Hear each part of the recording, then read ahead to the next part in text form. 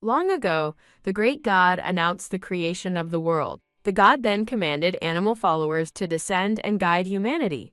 Following the great god's will, the followers went down to the world to make it fertile. They enriched human lives, building a kingdom for them. That kingdom grew to become the Great Vista Empire. The story shifts to the capital, focusing on the Lexicount family.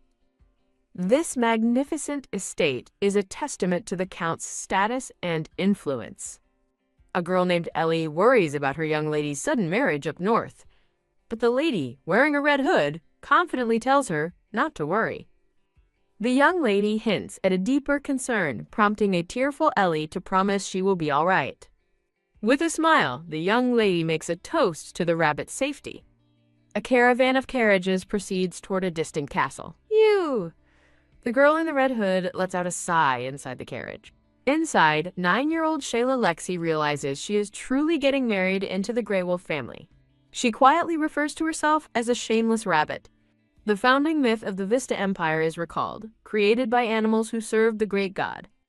According to this myth, the nobles of the empire, including the Salazar royal family, all worship ancestral animal spirits that represent their noble houses. Among them, the Grey Wolf ducal family are the guardians of the north and worship the wolf. They are known as the mighty steel sword of the empire. In contrast, Shayla reflects on her own family, the Lexicounts, who gained wealth through trade and a dubious claim to be descended from a moon rabbit. She wonders why the powerful Grey Wolf family would agree to a marriage with them. She taps her feet with excitement, thinking it would be fun to have a little brother. With a sly smile, she eagerly wonders what kind of person he will be. And so, at a grand snow-white castle, the wedding of Callion Grey Wolf and Shayla Lexi begins. A priest recites the wedding vows, promising a life of love and reliance. The priest declares them husband and wife, but Shayla stands alone at the altar, blindfolded. Her mind goes blank with shock. Wedding bells ring out, celebrating the union.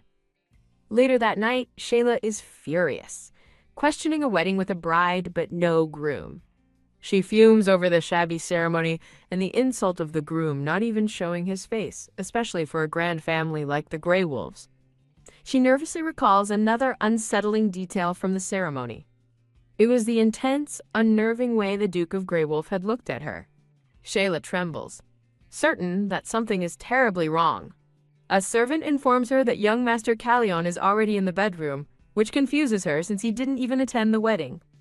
Though she feels it strange, she pushes aside her fear, determined not to chicken out now. Resolved, she throws open the doors to the bridal chamber. She enters the room but finds it completely empty, wondering what's going on.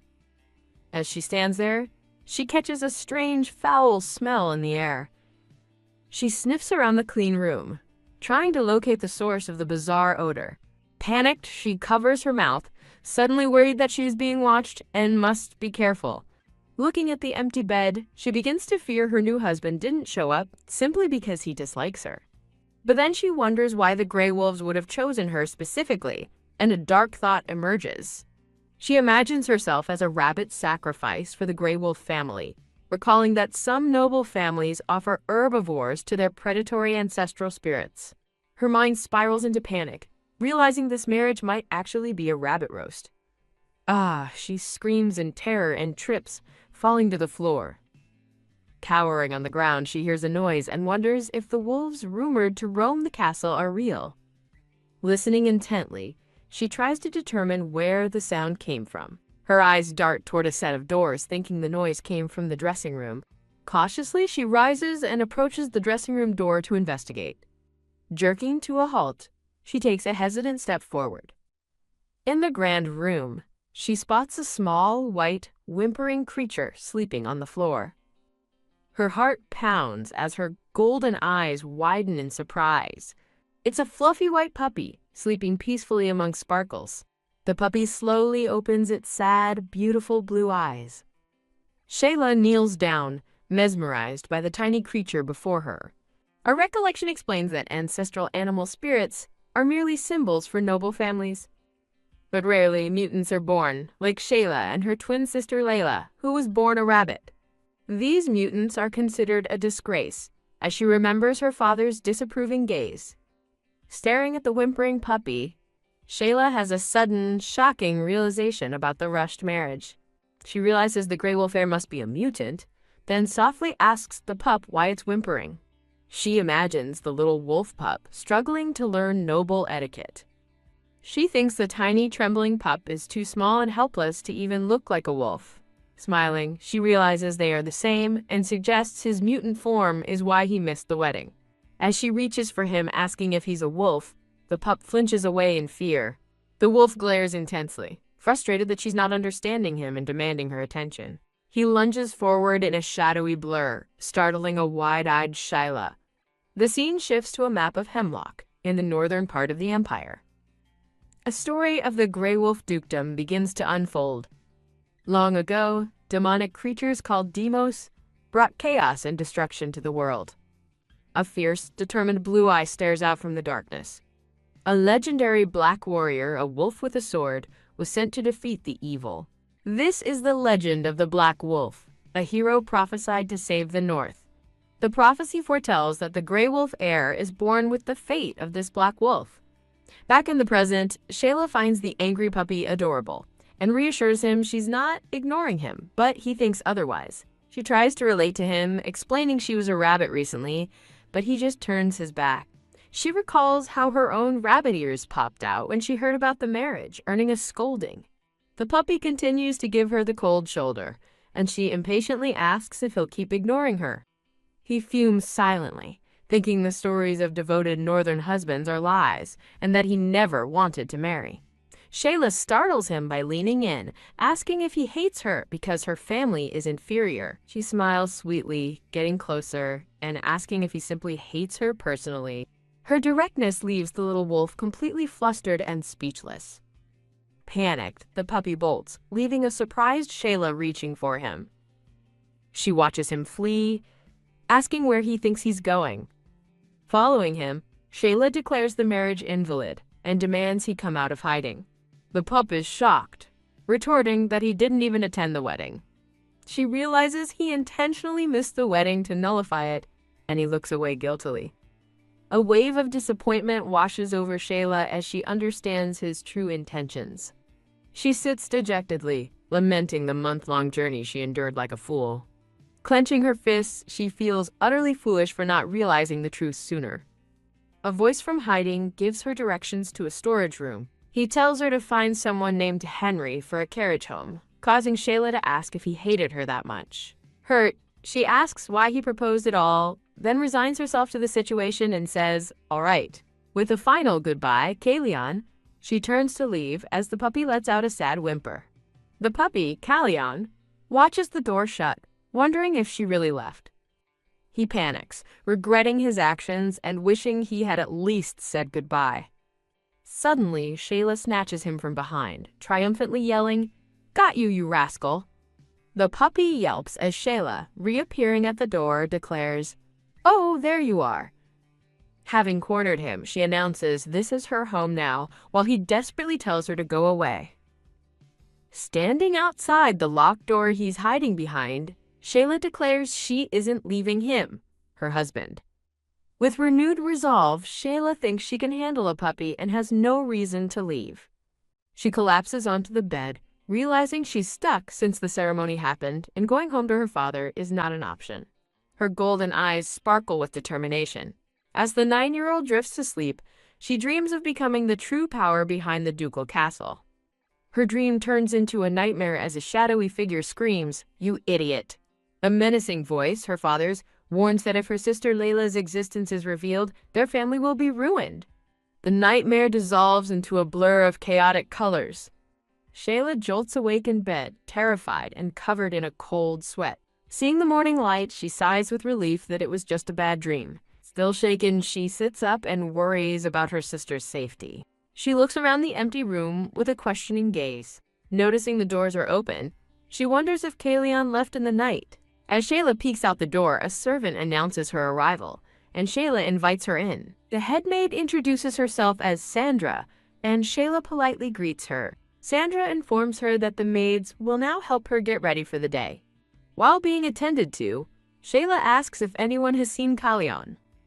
The maids are bewildered, revealing they have never seen the young duke, which shocks Shayla. As the maids finish dressing her, Shayla can't shake the feeling that something is very strange. Dressed in a new gown, she puts on a bright smile and wishes a good morning to the duke. Her eyes betray her nervousness as she recalls their brief, unsettling encounter at the wedding.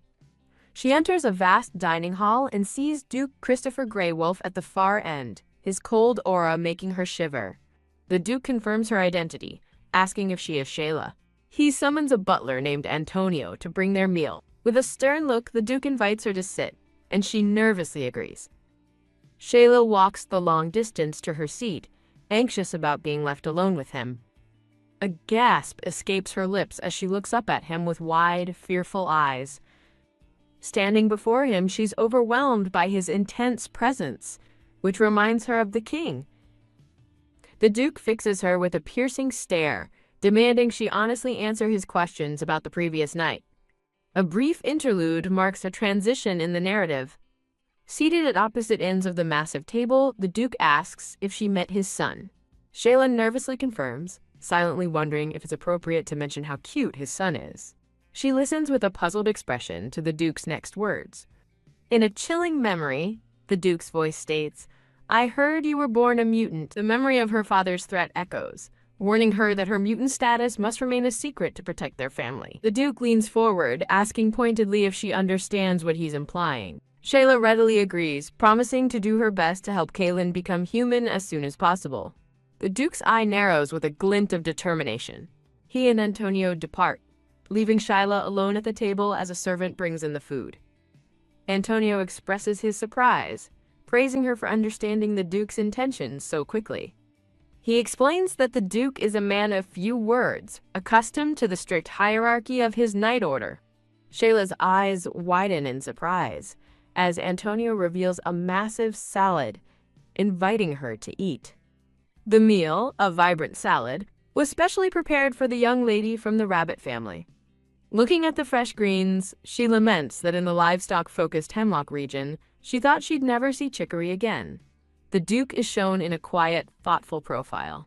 As she eats, Shayla considers that perhaps the duke isn't as cold as he seems. The butler formally introduces himself as Antonio Berdo, the head butler. Antonio smiles warmly, insisting she just call him by his first name. When he playfully asks to call her little lady, a flustered Shayla suggests they take things slow. A sudden thought strikes her. The head butler knows about Kalyan, but the other servants seem completely unaware of his existence. Turning to the butler, she tentatively begins to ask a question. Antonio reveals the duke never restricted Kalyan's movements. Shayla questions why the maids have never seen Kalyan, and Antonio begins to explain. She wonders why he's confined when no one is threatening him like her father did. Imagining the duke's unspoken threat, Shayla resolves to get close to Kalyan to secure her position. With rabbit ears out, she searches the vast, empty room for him. Finding a tuft of fur, she notes there's no scent and decides to check the bridal chamber next. A young maid named Hannah directs Shayla to Kalyan's bedroom, but is unsure if he is inside. Shayla's golden eyes gleam with unwavering resolve. Intimidated, Hannah nervously allows her to pass. Shayla pauses before the grand ornate doors to his room. Convinced he's inside, she throws the doors open with a dramatic flourish. Ugh, she coughs as a cloud of dust billows out from the room. Her eye widens in disbelief at what she sees inside. She stares in shock at the dark, cobweb-filled, and utterly neglected room. Spotting a glowing-eyed furball under a table, she realizes it's him. Calling his name, Kalyan! She watches as he darts away. She kneels, coughing in the dust as she tries to call his name again. A voice roars from off-screen, demanding she return to the capital, startling her. Gently, she tries to coax Kalyan out of hiding, worried he'll get sick. The puppy remains curled in a tight ball as she calls his name again. Startled by a new presence, she turns and asks, "Who is there?" A scruffy, green-eyed man glares furious. She entered the room without permission. The man is taken aback when he recognizes her. He apologizes for his rudeness, introducing himself as a servant and acknowledging her as Kalyan's wife. As Shayla prepares to leave, the man quickly tells her to wait. Noting he's dressed like a huntsman, she questions why he's cleaning instead of the maids. The man explains that Lord Kalion dislikes women, especially the maids. From his hiding spot, Kalion angrily barks at her to leave. The man, Henry, awkwardly tries to leave, but Kalion furiously barks his name. Kalion glares at Henry, reminding him of a promise. Henry laments that a promise is a promise, leaving Shayla utterly confused. Henry addresses her as Miss, a title that makes her pause. In the dimly lit room, Henry conveys the young master's wish for her to leave. A brief scene reveals that Henry is, in fact, a huntsman. He only visits the duchy to deliver supplies or clean Kalion's neglected room. Henry presents an escape plan, a cloak, a carriage, and a map. Shayla explains the plan is futile, as her father would simply send her back. To counter this, Henry reveals a chest filled with secret funds from Kalion. Seeing the chest of gold, Henry suggests she start a new life, but Shayla cuts him off. Clenching her fist, she declares she isn't leaving and questions Kalion's desperation to get rid of her. Her heart aches as she wonders if he truly hates her that much. She stares down, her resolve hardening. Henry frantically waves his arms, insisting that's not the reason at all. Unconvinced, Shayla listens as Henry insists the young duke actually likes her. She skeptically asks if Kalion said so himself, which Henry admits he didn't. The narration reveals Kalion is beyond indifferent and despises most people. In a flashback, Kalion is seen gazing at a portrait of Shayla. With tears welling in her eyes, she asks why he's trying to kick her out if he likes her. Henry looks uneasy, cautiously asking if she's aware of a certain fact. The Grey Wolf family is loyal to their family, to their wives, and to their domain. Despite being called foolish, the narration continues, the family has always remained as guardians of the frontier. Shayla asks Henry, "So?" as he begins to explain the young duke's true intentions. Henry reveals that Kalion wants to annul the marriage out of consideration for her, so she may find a better husband. Shayla scoffs, asking where she could possibly find a better match, and Henry nervously brings up the young duke's circumstances. When she demands to know what's wrong with Kalion, a flustered Henry can only stammer that he's not ordinary. A quiet determination shines in Shayla's golden eyes. But to me, in a flashback, a younger Shayla gently holds a small white rabbit. She hugs the rabbit tightly, a look of pure affection on her face. Back in the present, she clenches her fist, thinking that she must stay if her sister is to be all right. She recalls that the maid she trusts is still her menacing father's servant, reinforcing her resolve. With tears in her eyes, she vows to help Kalion become human so she can bring her sister here, frustratedly wondering why he keeps pushing her away. Lowering her head, she tells Henry she understands his point, but that the plan to leave is Kalion's idea, not hers. With a radiant smile, she declares that she likes the marriage very much and will absolutely not return to the capital. When Shayla observes that Henry seems close to Kalion, he admits it's only because the young duke doesn't interact with anyone else. She approaches the door to Kalion's room and announces she is coming in.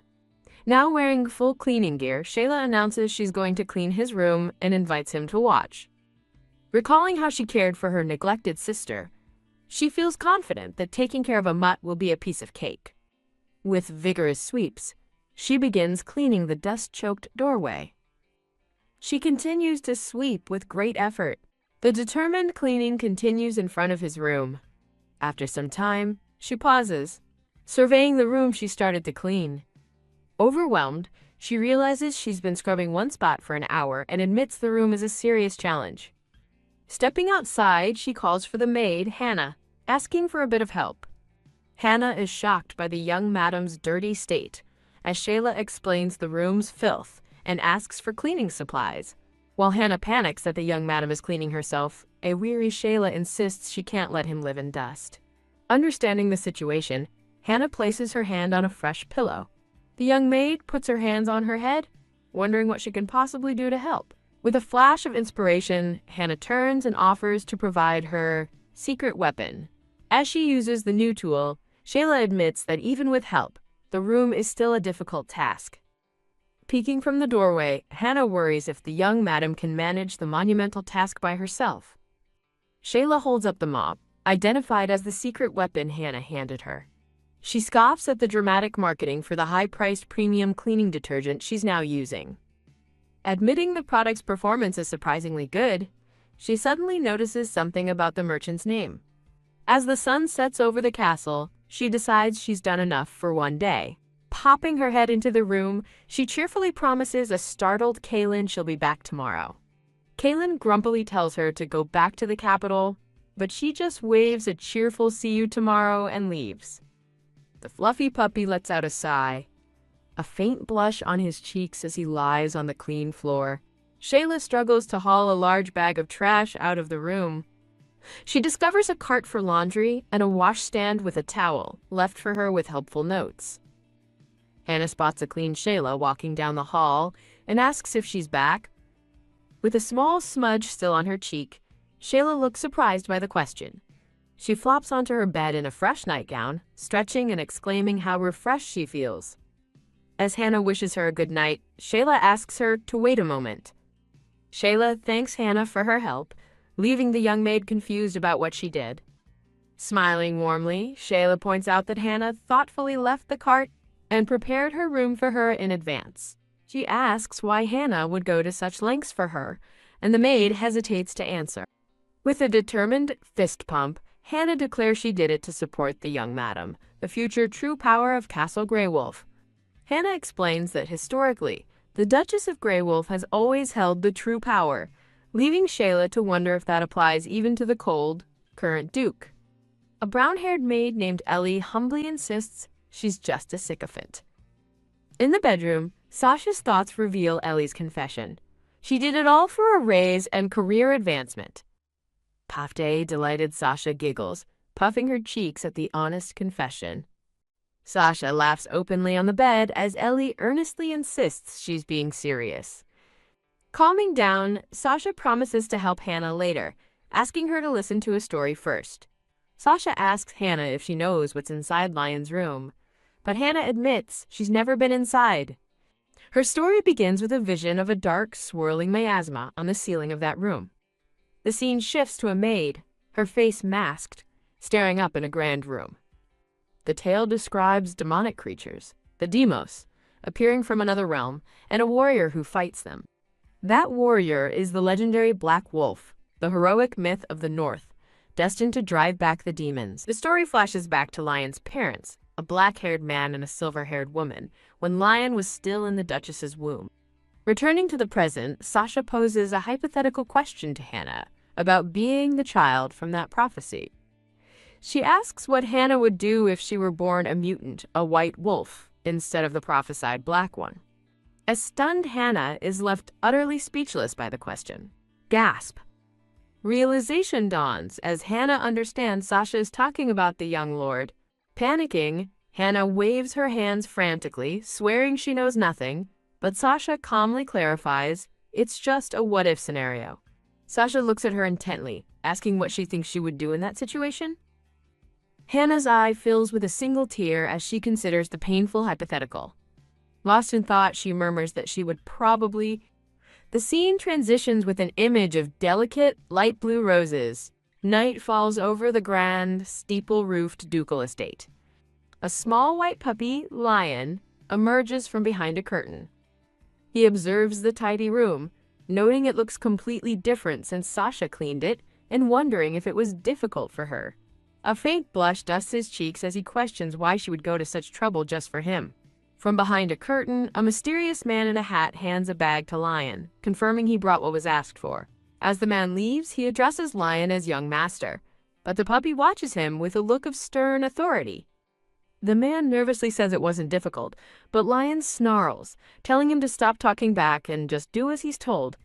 The delivered bag sits on the floor after the man has gone. The scene lingers on the quiet, empty room, showing an arched window. A brief, stylistic transition panel appears. Lion now waits under a long draped table in a different, ornate room. As time passes, the little wolf dozes off under the table. Thump! He wakes with a start, tearfully barking Sasha's name. He peeks out from under the table, confused and wondering why she hasn't come. Standing by the window, he thinks it strange since she visits him every single day. Pacing anxiously, he worries that Sasha might have returned to the capital without even saying goodbye. He shakes his head, trying to convince himself that her departure would be a happy thing. Despite his thoughts, he trembles with worry, unable to shake his unease. Wah! He panics, imagining a lost and crying Sasha wandering unfamiliar halls, calling his name for help. Driven by fear for her safety, he bolts into a run, crying that he has to save Sasha. Meanwhile, a weary Sasha walks down the hall, admitting she's late because she was buried in work. She recalls her busy day, starting with a trip to the inner castle with Sandra in the morning. In the afternoon, a man named Antonio had to explain the treasury funds to her. With renewed determination, she clenches her fists, vowing to tackle the mountain of work somehow. Of course, she thinks, taking care of Lion is also part of her job, only to find his bedroom door wide open. A faint sound catches her ear as she cautiously approaches the room.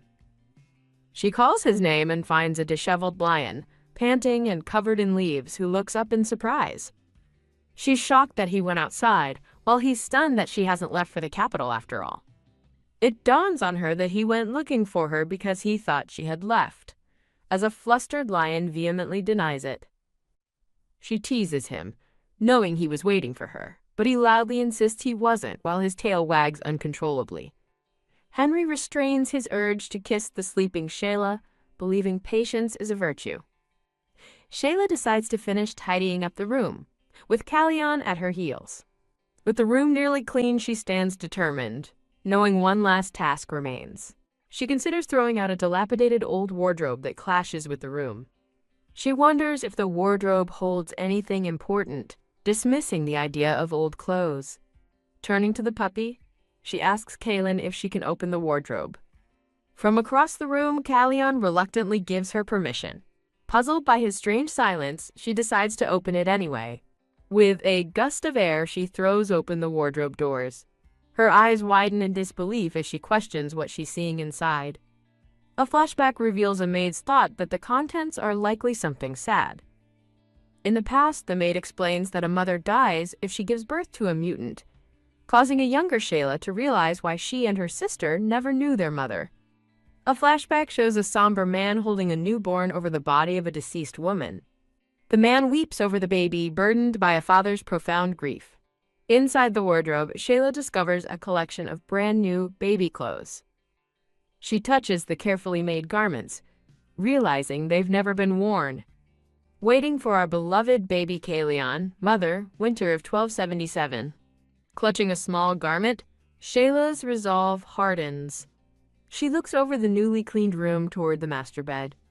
With a firm stride, she declares she will sleep in her husband's bedroom tonight.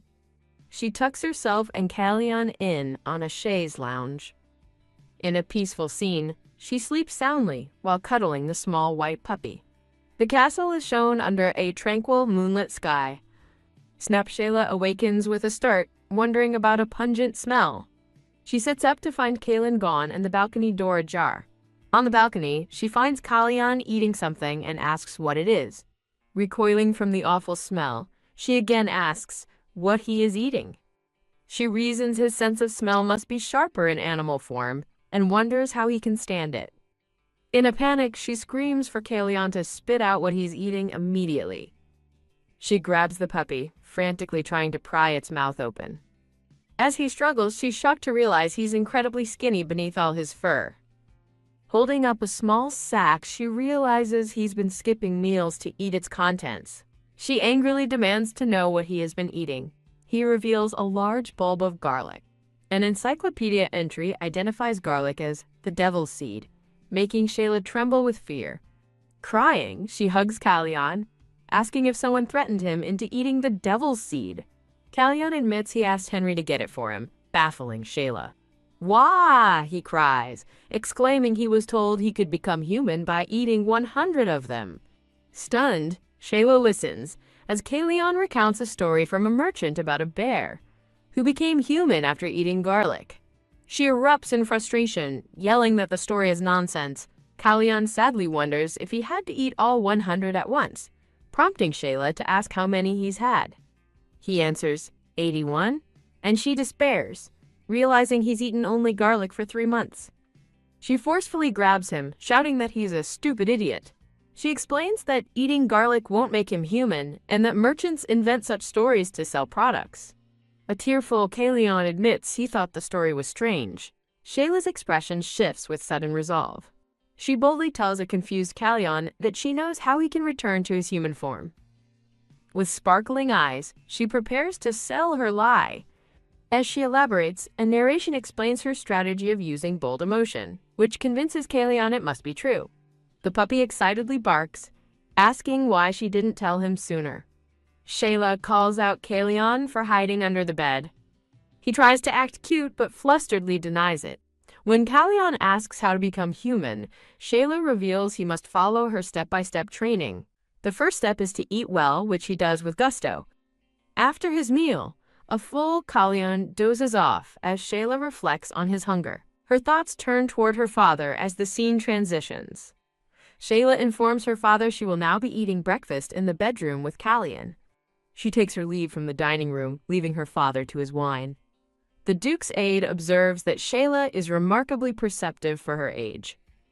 He reports that she has already reorganized the young master's bedroom, piquing the Duke's interest. The Duke concludes the marriage wasn't a mistake, though he finds her lack of tantrums unusual. Shayla diligently pushes a food cart down the hallway. She internally scolds the Duke for being careless about what his own son eats. Seeing a round, content puppy, she wonders if he's gained weight. When she tries to weigh him, a panicked Kalyan refuses and bolts away. He argues that eating was the first step, but she insists weighing is also part of it. Kalyan grows suspicious, accusing her of lying and just using food to win him over. Feigning offense, she asks why he'd believe a merchant but not his own wife.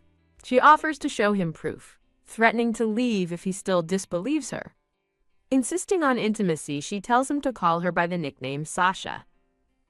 She invents a fake law about family names, leaving a confused Kalyan to question it. With a charming glint in her eye, she persuades him to use her nickname. He shyly addresses her as Sasha, and she smiles in approval. When she suggests the nickname Coco for him, he immediately rejects it in his thoughts. He throws a tantrum over her next suggestion, Lily, refusing to eat if she uses it. He insists on a cool name befitting a wolf, while she scoffs at his foolishness. They finally agree on the name Lion, and she declares their new relationship. She explains their nicknames signify a close bond and that he can never betray her now. She demands he swear an oath before she reveals a tremendous secret. With grave seriousness, she tells him the secret is a matter of life and death. Lion solemnly swears on the name of Grey Wolf, surprising Shayla with his gravity. She is momentarily distracted by the cuteness of his paw pads. With his paw raised, Lion confidently vows to never betray Sasha. Sasha announces she is ready to prove her words are true. Ha! She lets out a mighty yell, startling a flinching Lion. A pair of long, golden rabbit ears magically appear. In a puff of smoke, she transforms into a small, yellow rabbit. A stunned Lion stares wide-eyed at the tiny rabbit before him. He erupts in a panicked frenzy, shouting that Sasha has turned into a rabbit. His panicked excitement continues as he marvels at her tiny rabbit form. Overjoyed, Lion happily bounds toward the rabbit Sasha. Now in rabbit form, Sasha is suddenly terrified by her own small size.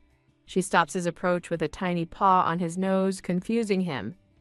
From her new perspective, she realizes his large paws and claws are terrifying. His sharp teeth now seem like deadly weapons that could kill her with a single bite. She demands he keep a respectful distance, leaving a dejected Lion to remind her she said they were close.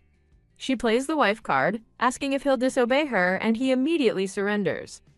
He circles her excitedly, captivated by how tiny she is and how strongly she smells of vanilla. He gets too close again in his excitement, earning an angry shout to back away. Lion frantically celebrates Sasha's transformation, marveling at how tiny she is as a rabbit. He excitedly asks to touch her, but the tiny rabbit Sasha flatly refuses. With sparkling eyes, he asks if he can lick her once, shocking Sasha with his bold request. He sniffs the air appreciatively, commenting on how nice she smells. Lost in adoration, he compliments her pretty, soft-looking fur. As his expression turns predatory, a terrified rabbit Sasha yells at him to stop talking nonsense. Lion concentrates intently, repeating the mantra, "I am human." Ha!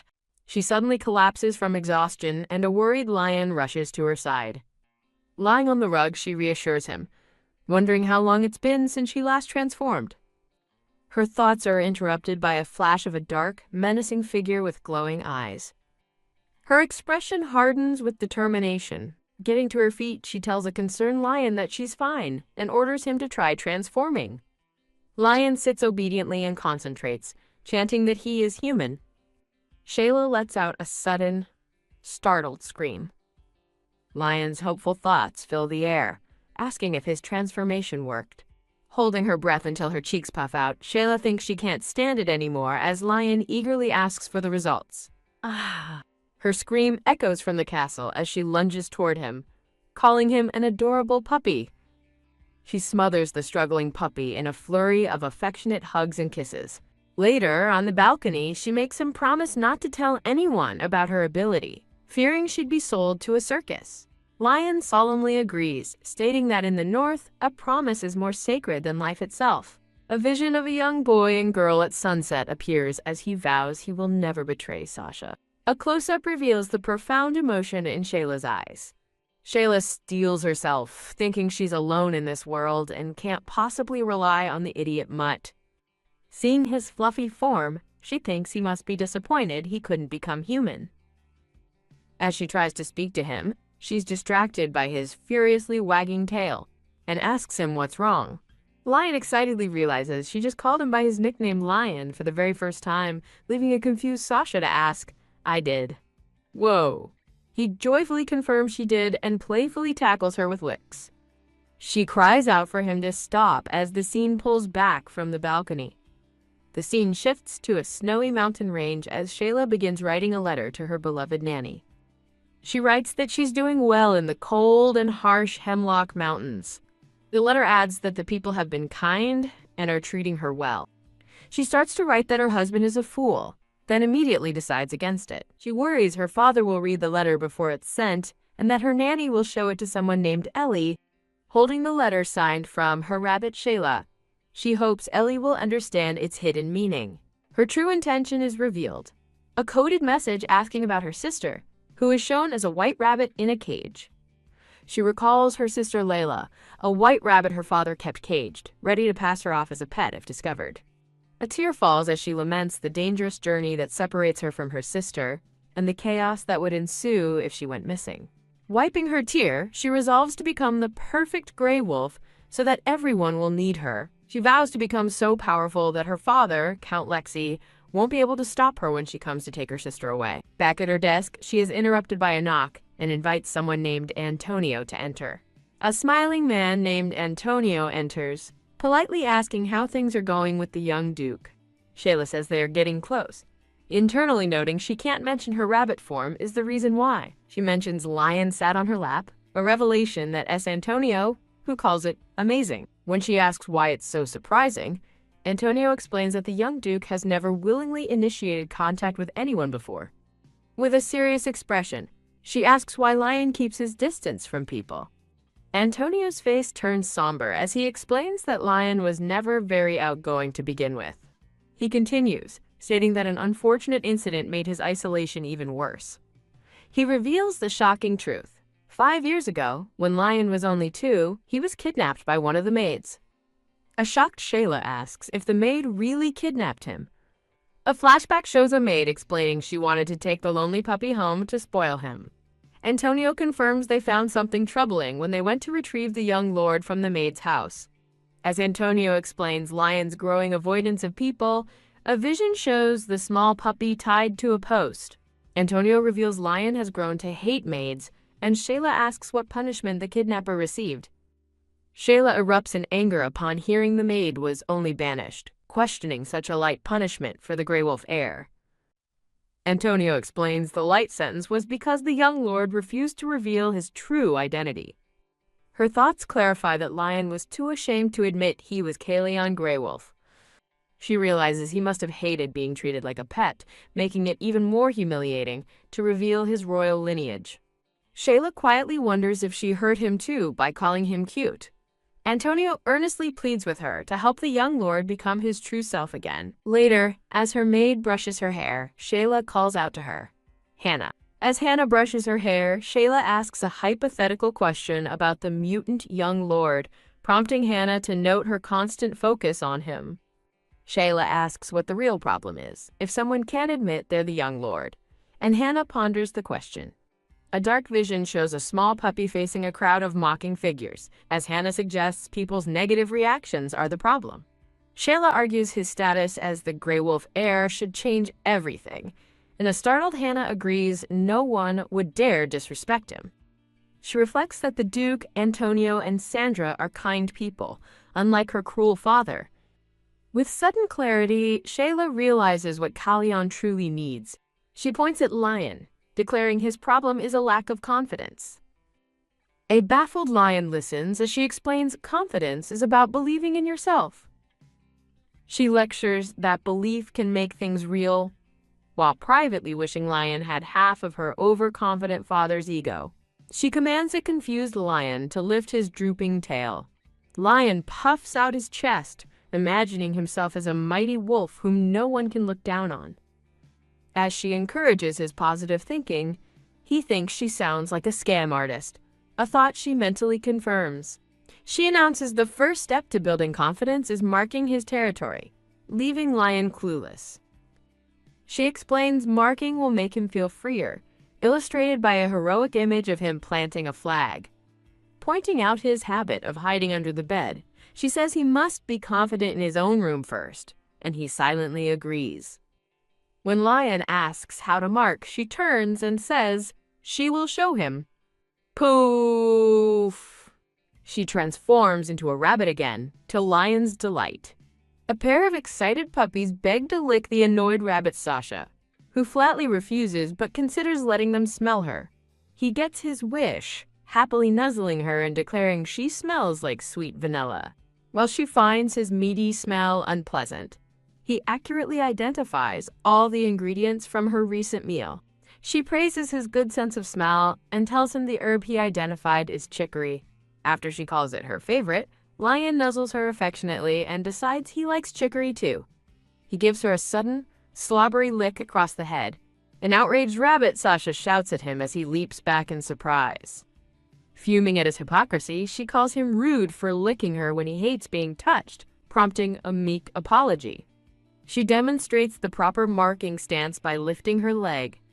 A stunned Lion floats through a starry cosmos, processing her shocking command. Back in reality, a tiny Lion whines that he doesn't want to, but she insists on checking his form. He panics, pointing out that she also uses this space, but she dismisses his concern. He desperately tries to bargain, asking if he can just do it later when he's alone.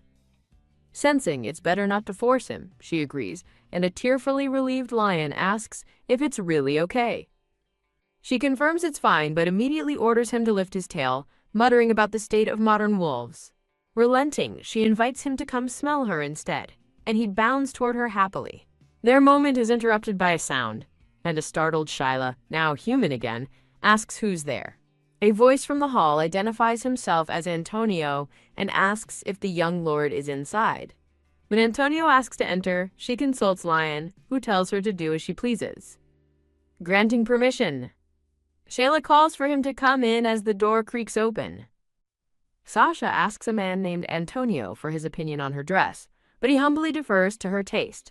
Antonio realizes he's there on the Duke's orders to check on Kalion, as Sasha cheerfully announces that the young lord is present. Thump! Sasha turns to where Lion should be, only to find an empty spot on the floor. Internally panicking that the idiot puppy misbehaved, Sasha nervously tells Antonio that he must have stepped out onto the terrace. Antonio announces his departure, leaving a confused Sasha wondering if he had something else to say. Peeking back with a smile, Antonio wishes her well before quietly closing the door. Sasha stands alone in the room, puzzled by the man's strange behavior. Ugh, a terrible stench hits her, and she realizes with disgust that it's the reason Lion ran away. She finds Lion hiding under the bed, angrily asking if he marked his territory in the room. She mentally corrects herself not to call him cute as the little white puppy looks up at her curiously.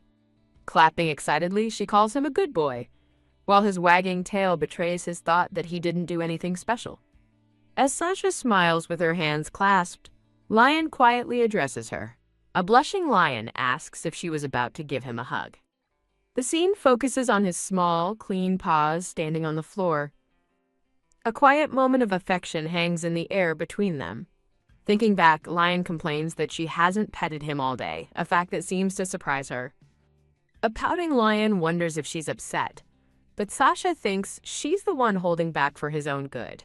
With tears in his eyes, Lion asks if she doesn't like him anymore, leaving Sasha speechless. Sasha snaps, accusing her rabbit-form companion of only liking her when she's a rabbit, an accusation he tearfully denies. She shouts that he avoids her when she's human, but Lion insists it's not true. He explains that her tiny rabbit form makes him feel protective, but she just calls him a liar. Wah! The puppy recoils in shock as Sasha declares he only likes her because she smells good. Sasha demands to know if he wanted to eat her and if he'd eat rabbit meat, as he desperately denies everything. Collapsing in a fluffy heap, Lion promises he'd never eat it and insists he never wanted to eat her. He tearfully confesses that he just likes her, leaving Sasha to stare in silence. Sasha kneels and reminds him they are both human, so of course he wouldn't do something so savage. She gently wipes away his tears as he mumbles his agreement. She pulls the crying puppy into a warm, comforting embrace. Lion asks if she really thinks he's human, admitting he doesn't feel like it when he's stuck in his puppy form. Squeezing him tightly, Sasha calls him an idiot and reassures him that he will grow into a handsome young man. She points to the jewels on her clothes, explaining that they started as nothing more than special stones. In a funny visual, she imagines herself as a craftsman with a chainsaw, explaining how the stones were cut and polished to reveal the gem inside. She calls Lion a gemstone and herself the craftsman, but he looks unsure, wondering if he can truly become a jewel. Sasha insists that if he fails, it's the craftsman's fault, while he worries he's just an ordinary stone. With a brilliant, confident smile, Sasha wordlessly conveys her absolute faith in him. Her unwavering belief brings a tear to his eye and a blush to his cheeks. Sasha explains she learned all this from a book, prompting an amazed Lion to ask if she can read too. His expression falls in surprise as he processes her inability to read. Watching her with adoration, Lion quietly resolves to become human soon. To make up for making her cry, Lion offers to let the rabbit Sasha lick him once, and she responds with an excited, "Wow." He sets a firm rule: only one lick and no touching his ears. Lion gently holds the tiny rabbit in his mouth, the room falling silent. A vibrant panel marks a sudden, impactful shift in the scene. Later that night, Lion sleeps soundly on a tattered old sack. Sasha sweeps up piles of white fur, complaining about his shedding and her confusing role as a noble lady doing maid's work. She carefully peeks under a piece of furniture, her gaze fixed on something. She laments the filthy blanket Lion sleeps on, wanting to wash it but fearing he'll be left on the bare floor. As she reaches for the dirty blanket to clean it, a sleepy Lion stirs and questions her actions. Shayla recalls the golden ring. She remembers wanting a specific jewel used for it. She hoped the ring would remind him of her golden eyes. A vision of their hands joined symbolizes their engagement. Lion seems to understand, but she thinks the ring wouldn't fit his puppy paws. She decides to borrow the ring, assuming he kept it safe. She resolves that Kalyan should be the one to carry the ring. She prepares a small pouch for him to wear. Arriving at night, she identifies the building as the library. Finding the library doors locked, she wonders how to get in. She notices a small gap in the wall, a potential entry point. Her rabbit ears twitch as she realizes she can fit through. She transforms and easily squeezes through the gap as a rabbit. A dark-haired man inside the library spots her, surprised. She freezes, petrified by the unexpected encounter. Panicked, she realizes she broke the rule about transforming in public. Terrified, she wonders if he recognized her in this form. Her mind races with fears of being kicked out and sent back to her father. The man walks away, leaving her to wonder if he even saw her. Relieved, she scurries deeper into the library. Now human again, she blames Callion's adoration for her reckless overconfidence. She resolves to become smarter, starting by teaching Callion to read. She discovers a book titled Understanding Species, the Wolf Edition. Reading the book, she learns a wolf's fur can change color as it ages. She excitedly imagines Callion as a magnificent black wolf. She yawns, growing tired from her late-night reading session. Deciding to leave, she marks her page with a small clover. In her rabbit form, she hops back out into the night. Inside, the dark-haired man stands alone amongst the bookshelves. He pulls the very same book about wolves from the shelf. He finds the clover bookmark and a hint of a smile appears.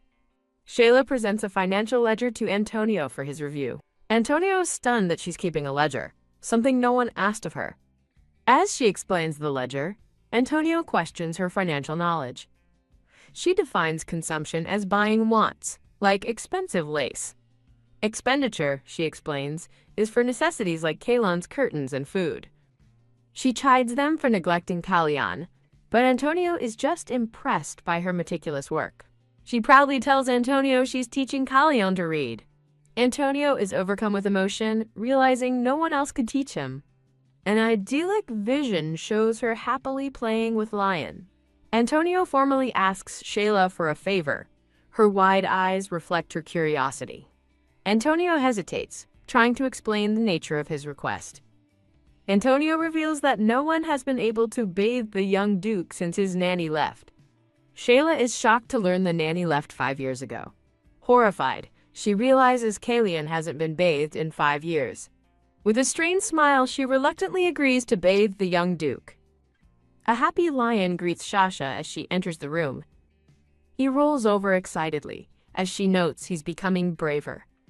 Shayla rubs Lion's belly, asking if he did his marking, but he's too shy to answer.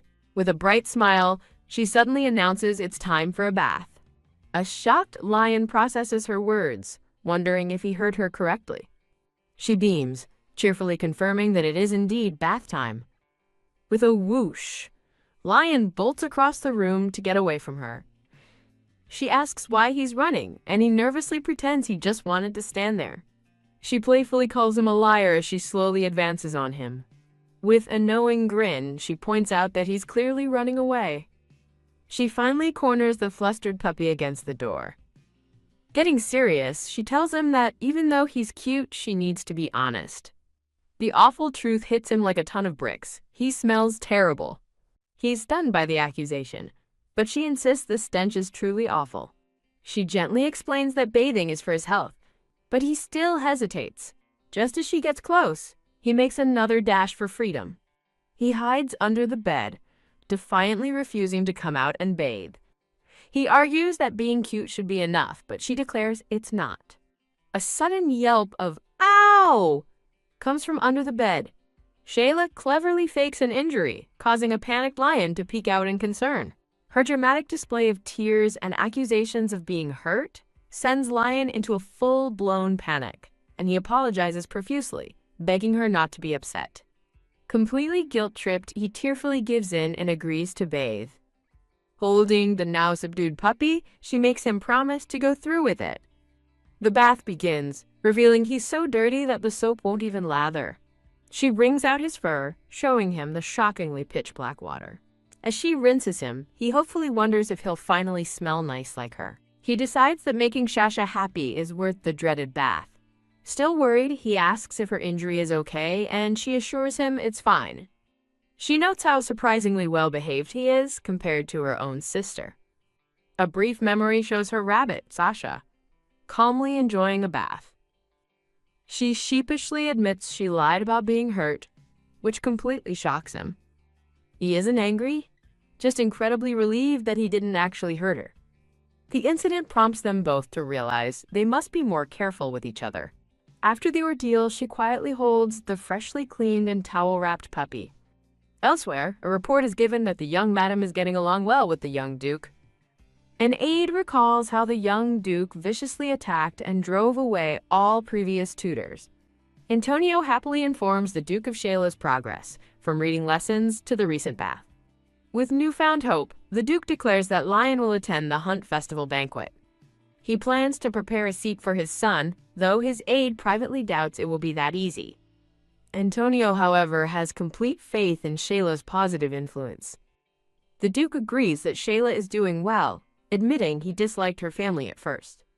He reflects that with his son's condition, he couldn't afford to be picky about marriage prospects. What truly disgusted him, he remembers, was her father.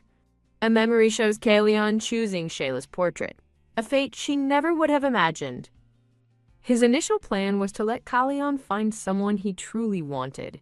He recalls Shayla's father disgustingly marketing his own daughter as a top-quality product. The Duke silently expresses his contempt for a man who would speak of his child that way.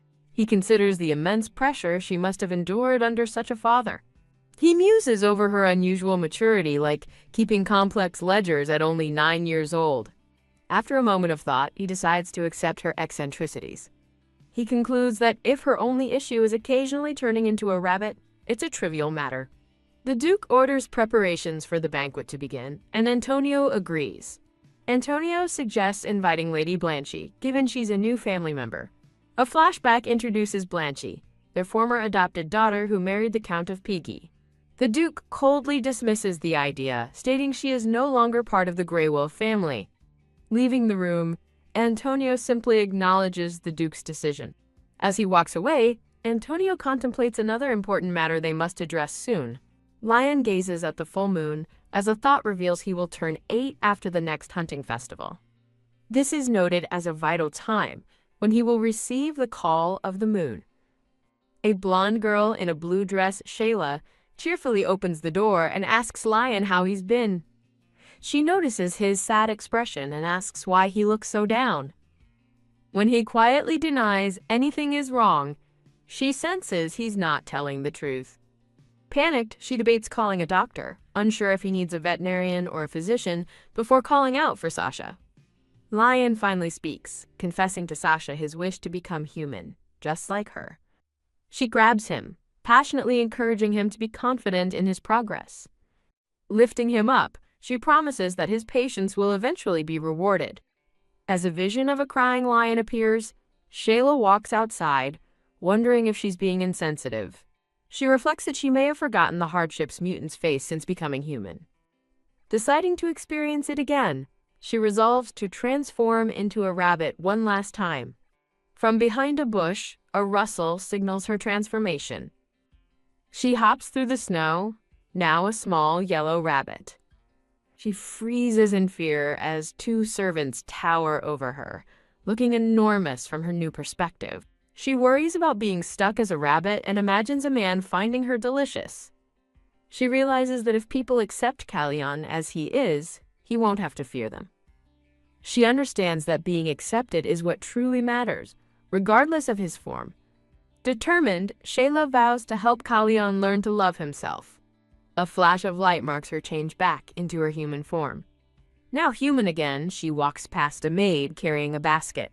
Her eyes widen in horror as she realizes she's been seen. The startled maid drops her basket, looking back in confusion. An awkward silence falls between them on the snowy path. The maid nervously asks Shayla if she saw that, and Shayla hesitates to answer. The maid frantically promises she saw nothing, while Shayla panics, realizing she saw everything. Shayla grabs the flustered maid by the arm and quickly leads her away. Inside, she slams the doors, declaring she's never turning into a rabbit again. Presenting the maid with a table full of desserts, Shayla offers her a treat. She then sternly demands the maid tell her exactly what she saw. The maid recalls seeing a rustle in the bushes while she was walking. A flashback shows the moment a small yellow rabbit popped out from the leaves. The maid blushes, absolutely stunned that Shayla can turn into such an adorable rabbit. Shayla is utterly bewildered by the maid's unexpected reaction. As Shayla tries to explain the seriousness, The maid gushes that it was so adorable she followed instinctively. The maid tearfully scolds her for hiding something so cute, leaving Shayla exasperated. Shayla addresses the maid as Hannah, offering a deal if she promises absolute secrecy. She agrees to show her the rabbit form just one more time. Hannah gently pets the rabbit, amazed by how soft her fur is. Overcome with emotion, Hannah hugs the small rabbit and thanks her profusely. She expresses sympathy, realizing it must have been difficult for Shayla as a mutant. Hannah asks if she has a sister, and Shayla, as a rabbit, confirms her sister is with the Lexicount family. The maid reminisces about her own sister, recalling how she used to take her for walks and give her baths. Hannah empathizes with Sasha, sharing that she also misses her own younger sister. In her rabbit form, Sasha reflects on Hannah also having a sister. A fond memory shows a younger Sasha and Lion sleeping peacefully together. Startled awake, Lion gasps Sasha's name in alarm. Lion leaps into a surprised Sasha's arms for a hug. Sasha happily hugs him back, vowing to show him more affection. Over a snowy landscape, Sasha declares Lion is the cutest in the world. The scene shifts to a dark, menacing shadow lurking in the woods. More shadowy figures with glowing red eyes emerge from the darkness. Back in her room, Hannah brushes Sasha's hair as Sasha poses a question. Sasha wonders aloud if people would be surprised to see the young Duke in his wolf form. Hannah thoughtfully agrees that some people would indeed be surprised. When Sasha worries Lion might get hurt by ridicule, Hannah passionately vows to protect him. Putting on a brave face, Hannah vows to demand respect for Kalion Greywolf, making Sasha laugh. Sasha imagines Lion proudly introducing himself as Kalion Greywolf. With a soft smile, Sasha truly hopes he'll be that confident one day. Hannah reassures a smiling Sasha that he definitely will be. An older woman announces it's time to go, and Sasha confirms she's ready. The narration marks Sasha's first official visit to the outer castle of the north. Sasha tours the bustling town square, determined to understand her people's lives. As they walk, the older woman notes the town's liveliness and upcoming winter preparations. Hannah asks about the capital, and Sasha explains they celebrate Thanksgiving at this time. The older woman kindly offers to take a delighted Hannah to the capital someday. She then tells Sasha she'll wait in the carriage, letting her and Hannah explore more. Sasha agrees, realizing she and Hannah will have some time alone. Their final stop is revealed to be a jewelry shop. Sasha decides to turn a ring into a necklace so Lion can carry it. To measure Lion's neck size, Sasha uses a small stuffed puppy as a model. Hannah carefully wraps a measuring tape around the fluffy stand-in. The necklace is completed, though Sasha wishes Lion could have been there. Later, Sasha formally introduces her lady-in-waiting and friend, Hannah, to Lion. Sasha watches the two of them with a warm, sparkling gaze. Gasp! Hannah is stunned when Sasha asks if there's anything she'd like. Sasha insists on buying her a gift, but a flustered Hannah refuses. Hannah continues to hesitate, unable to accept such a generous offer. As Sasha points out a pretty item, Hannah begs her to stop. Leaving the shop, Hannah suggests they return for the gift later. Hannah stops Sasha, insisting on giving her a gift instead. She eagerly tells a confused Sasha about the outer castle's hidden gem restaurants. Before Sasha can react, Hannah dashes off to buy snacks for them. Sasha worries Hannah will be scolded by Sandra for leaving her unattended. She smiles, eagerly anticipating what kind of treats Hannah will bring. Deciding to wait, Sasha daydreams about sharing the snacks with Lion. Ding dong! A sudden emergency alarm startles Sasha. Ah! Panic erupts as people scream and flee, leaving Sasha bewildered. A shout reveals the cause of the panic. Demos have appeared. The story recalls a cruel demon legion that wields dark magic. A terrifying magical beast commanded by the demons materializes before Sasha. The glowing purple eyes of the monsters fill the screen with malice. Frozen in terror, Sasha hears a desperate cry of, "Little madam!" In a harrowing flashback, Hannah cries out in pain as she is violently thrown back. A terrifying shadow creature with glowing purple eyes lands on the cobblestone street. Hannah grabs Sasha's hand, urging her to run as the monster looms behind them. A woman with glasses, Sandra, reaches out from a carriage, offering them a hand to safety. A terrified Sasha is pulled along by Hannah, stammering in fear. Sandra pulls the girls into the carriage, telling them to hurry as their hands connect. As Sasha is pulled inside, she screams for Hannah, who is suddenly grabbed from behind.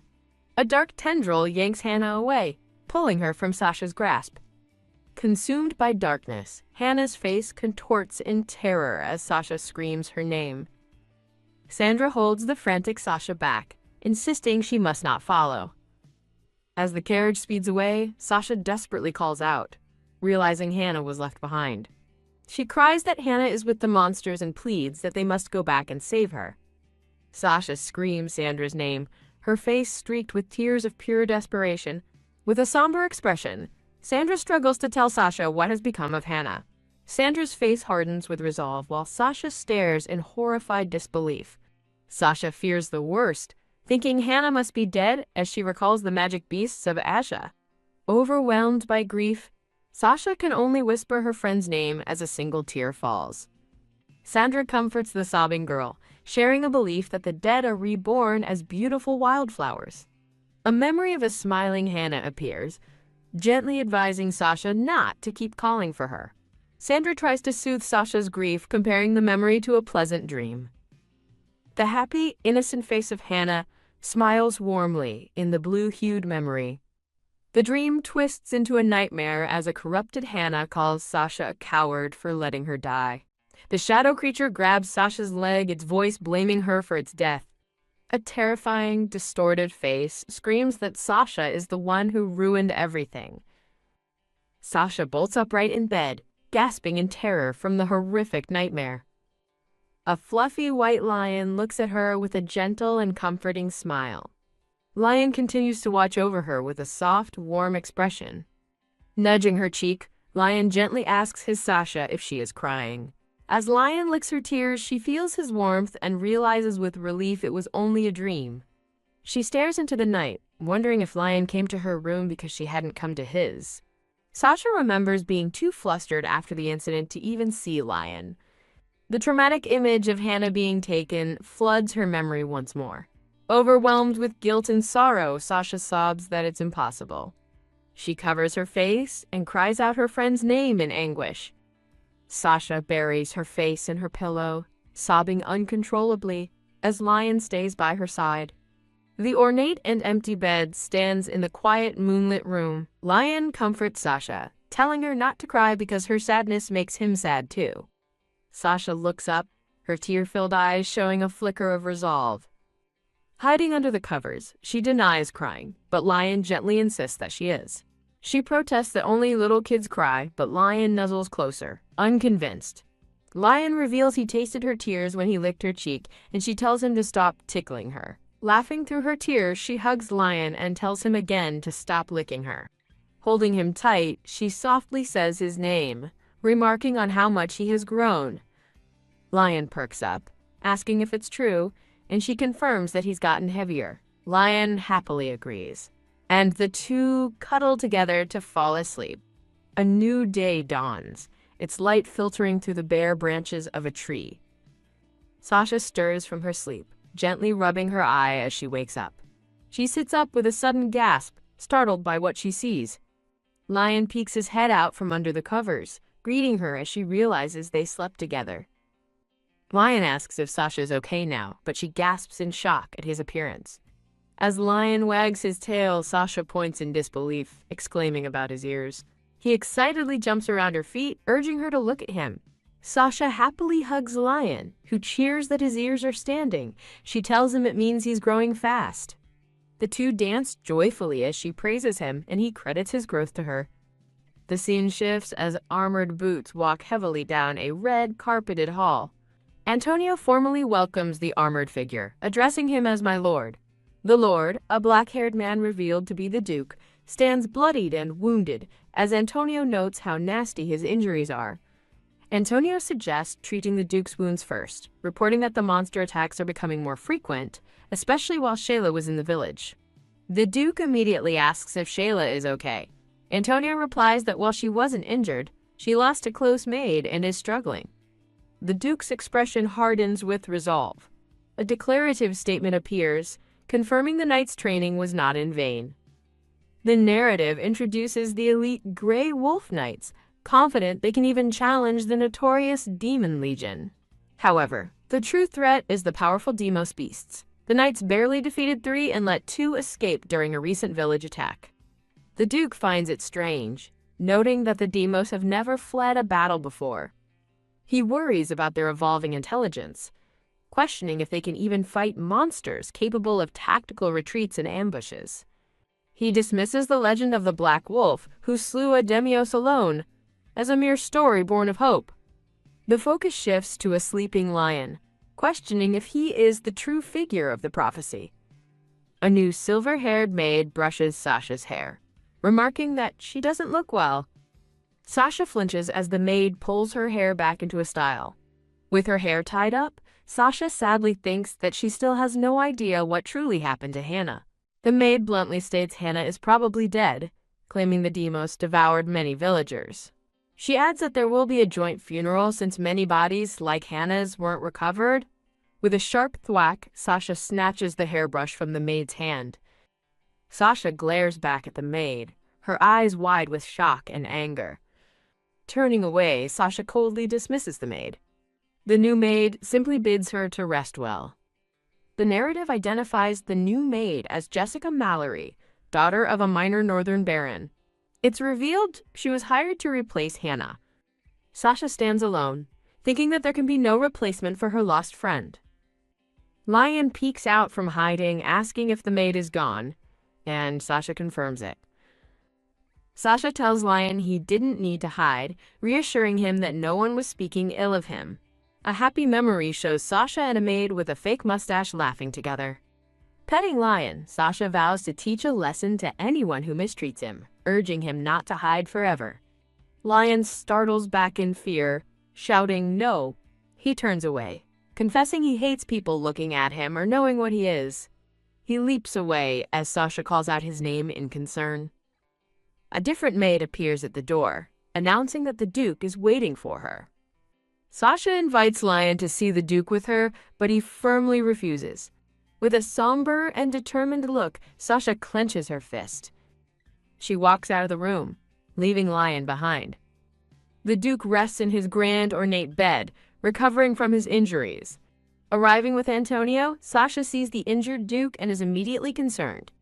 She asks if he is all right, and he weakly assures her that proper treatment will be enough. Antonio leans in, informing Sasha that the Duke has something important to tell her. He reveals the topic concerns the northern Hemlock Mountains and the Kingdom of Asha. The Duke begins his report. A coup for the throne recently took place in the Asha Kingdom. He explains the conflict was between 2 rival powers, the powerful Veramos family and the legitimate Asha royal house. The Veramos family strategically placed an adopted heir in the royal family, who ultimately seized power. Now the new king, held at Asha, holds the royal name, but is loyal only to the Veramos family. Antonio explains the Demos attacks were from escaped Asha beasts, but insists this time is different. From his bed, the injured Duke declares it was a planned assault. The Duke recalls seeing a high-ranking Demon Legion knight scouting their territory while he was tracking the Demos. A shocked Sasha listens, as the Duke warns that with Asha's internal conflicts resolved, they'll now look outward. Panicked, Sasha abruptly changes the subject, praising how quickly Lion is learning. The Duke considers her words, noting Lion's impressive growth and that one of his ears is finally standing up. Sasha awkwardly wishes the Duke a swift recovery. As the door closes, the Duke warns her to stay inside. Sasha nervously agrees. Turning from the door, she reaffirms her identity to herself, Shayla Lexi. The memory of the Duke's words triggers a terrible realization. War might break out soon. Sandra, the head maid, peeks around a corner with a concerned expression. Seeing the new maid, Jessica, at the young Duchess's door, Sandra wonders what she's doing. Jessica reaches for the handle of the young Duchess's door. Sandra grabs her wrist, demanding to know what she is doing. Jessica coldly informs Sandra that the young Duchess desires privacy, allowing only her personal attendant inside. Sandra quickly apologizes, claiming she must have mistaken the room. Jessica sternly tells her not to make that mistake again before dismissing her. Jessica walks away with a confident stride. Fuming with rage, Jessica silently seethes at how Sandra dared to speak to her like that. The scene transitions to a village square at dusk. Two priests preside over a public funeral service for the victims. Sasha is surrounded by the sorrow of the other mourners. Dressed in black, Sasha prays, silently apologizing to Hannah and blaming herself for her death. A bright, happy memory of a smiling Hannah flashes through her mind. She wishes for Hannah to rest in peace, hoping she is reborn as a wildflower that can never be trampled. A veiled woman gently tells Sasha the sun is setting, and she agrees to return to the manor. Sasha glances back with a heavy heart before leaving. A terrifying, shadowy figure with glowing eyes momentarily appears. Sasha gasps in shock, prompting the woman beside her to ask what's wrong. Seeing a long, distorted shadow on the wall, Sasha dismisses her fear as nothing. A small dog suddenly leaps toward her with a playful crunch, startling her. The happy, panting puppy looks up at her expectantly. Sasha laughs as the dog rolls over playfully, calling it brazen. A village couple notes that while the dog usually begs them for food, it's begging the young duchess for pets. The dog continues its excited display, and Sasha wonders if it really wants her attention. Petting the playful puppy, Sasha wishes Lion had the same confidence. A pang of sadness hits her, as she imagines how wonderful that would be. The scene returns to the grand manor as night falls. Sasha finds a food cart outside her room, wondering why the meal hasn't been taken in. Peeking inside, she quietly calls for Lion, asking why he didn't eat. Her eyes widen in sudden, dawning horror. She bursts into the room, desperately calling out Lion's name. Lion's voice calls her name, and she asks if anyone else is there. Finding the room empty, she shouts in confused relief that there's no one there. She finds Lion hiding and scolds him for not eating, but he explains he was avoiding the people walking by her room. Lion admits to himself that he doesn't like being watched by others. He sits with a slightly smug yet shy expression on his face. Sasha hugs him tightly, worrying that he'll starve, but Lion insists he can handle it. Lion sniffs her hand inquisitively, asking about a strange smell. As a door creaks open with a loud thump, a scrubbing sound echoes from the hallway. Sasha asks about the noise, and a voice off-screen begins to explain. A green-haired man holds up a happy puppy, explaining it followed Sasha from outside.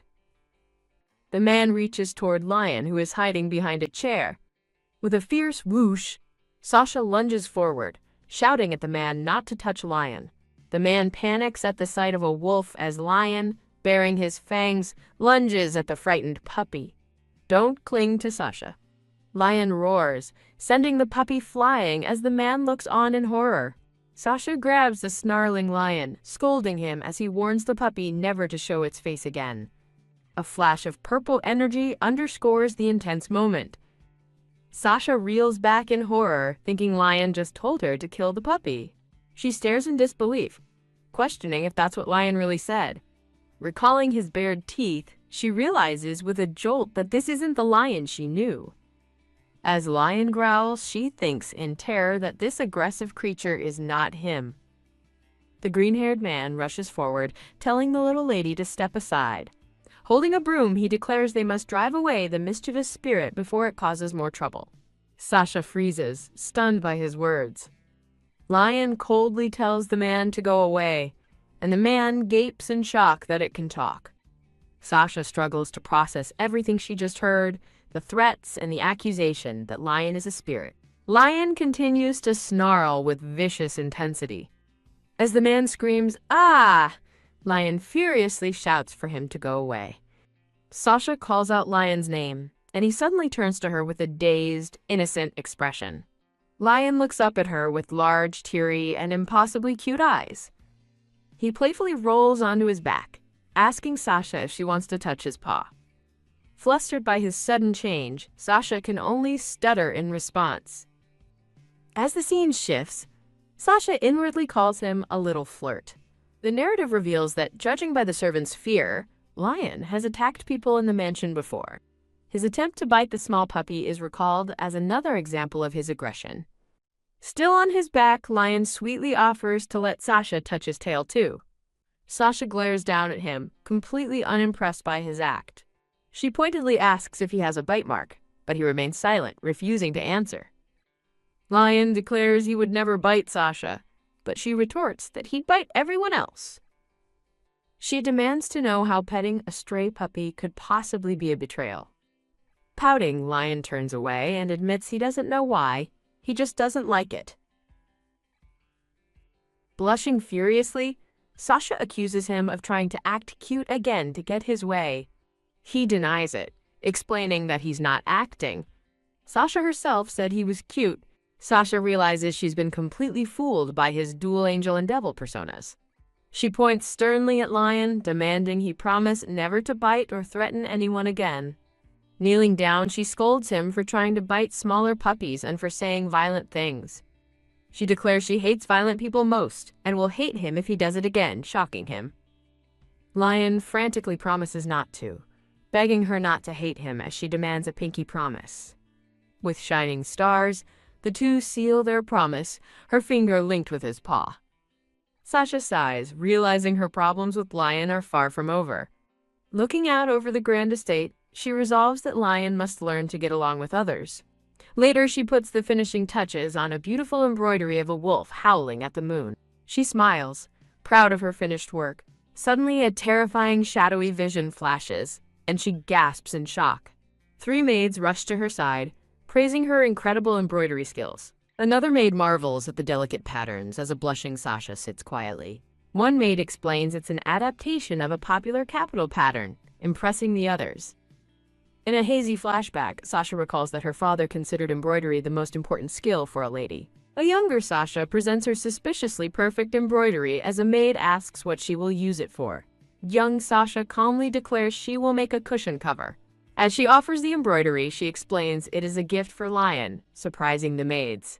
2 maids begin to whisper to each other with concerned expressions. The maids' hushed gossip spreads rumors that the bedridden Grey Wolf Little Duke is not sick, but a mutant. They continue whispering about a wolf seen near the clock tower, scandalized that Sasha came from the north to marry a beast. The maids cautiously ask Sasha about the little duke. Young Sasha simply and firmly answers, yes. To the maid's surprise, Sasha announces that Lion is a wolf. Beaming with pride, she adds that he is her proud husband. The maids look on in confusion as Sasha wonders aloud if Lion will be happy with her gift. Back in the present, Sasha pets a happy Lion, telling him she has given the matter some thought. She asks if he is her proud Lion, and he happily affirms that he belongs to her. Winking playfully, Lion explains he just wants others to recognize how proud she is of him. Sasha looks at him with a determined and knowing smile. She embraces Lion tightly, vowing they will overcome this together and promising to protect him. Sasha sternly reminds Lion that he must also keep his promise to her, startling him. As the sun sets, a new chapter begins for them. From that day on, Lion refused to come out, hiding under the bed. Just like before, he stopped eating entirely. Sasha kneels by the bed, demanding he come out, but a voice from underneath defiantly refuses. With a great heave, Sasha physically drags a protesting Lion out from under the bed. Crying, Lion laments that he didn't want to be born this way and wishes he were a great hero like Henry. Sasha is horrified by the mental image of a buff, muscular wolfman shouting her absolute rejection of the idea. She tells a shocked Lion that she never would have married him if he looked like that. Sasha passionately declares she likes him precisely because he's small and adorable, enough to tolerate his teasing. She gently pets a blushing Lion, who mumbles that he didn't mean to bully her, and she placates him. Sasha smiles reassuringly, telling Lion not to hate himself because he's the cutest puppy she could ever find. Visibly moved, Lion asks if she truly means it, and she lovingly confirms she really likes him. Lion shyly asks just how much she likes him as she considers her answer. With a brilliant smile, Sasha declares she likes him as much as she likes chicory. Lion realizes that since chicory is her favorite thing in the world, he must be her absolute favorite, which she happily confirms. Sasha recalls her initial, pragmatic reason for coming. She needed to be essential to young Lord Kalyan to avoid returning to the capital. Overjoyed by her confession, Lion blushes happily. He quickly lists his favorite foods instead, but his choices of meat don't sound very complimentary to a flustered Sasha. Sasha reminds Lion of his promise not to walk on the roof or attack people, shocking him with her knowledge.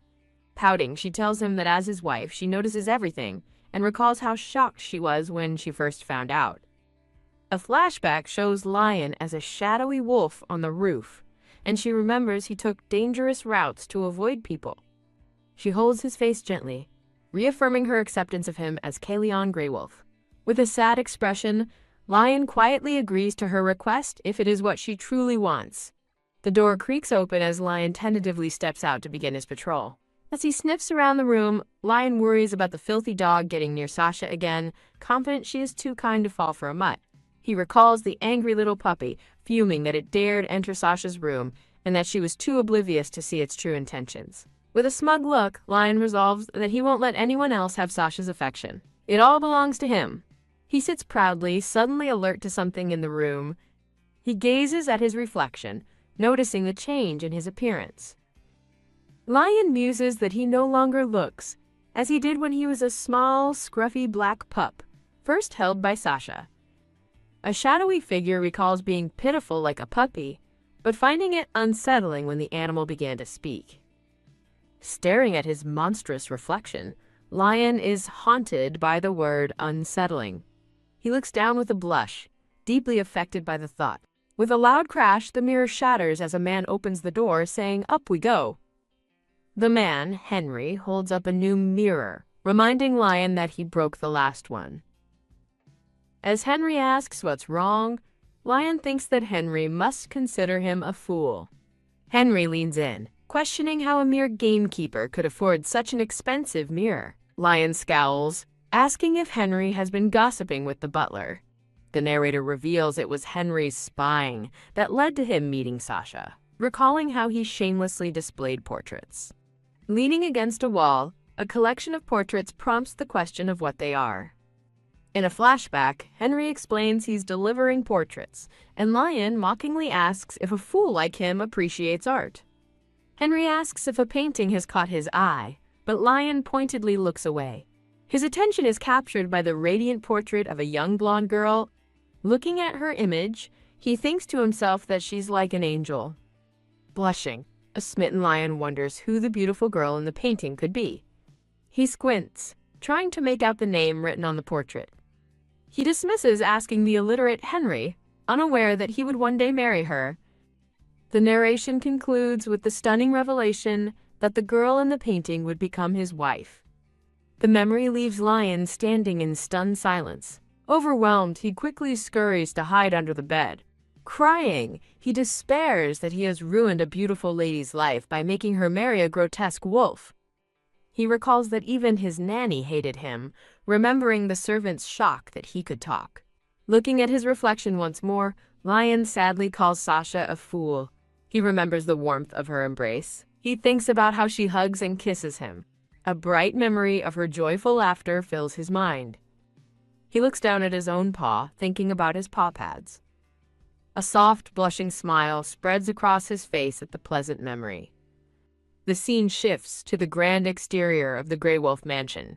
Carrying a newly made purple cushion, Sasha goes to find Lion. Peeking into the room, she calls out his name. She finds him sleeping under the bed again and sighs. She leans down, questioning why his fur is already a mess. Lion wakes up cheerfully, and Sasha immediately accuses him of pretending to be asleep. He wags his tail, impressed she knew, and she proudly declares she's a genius.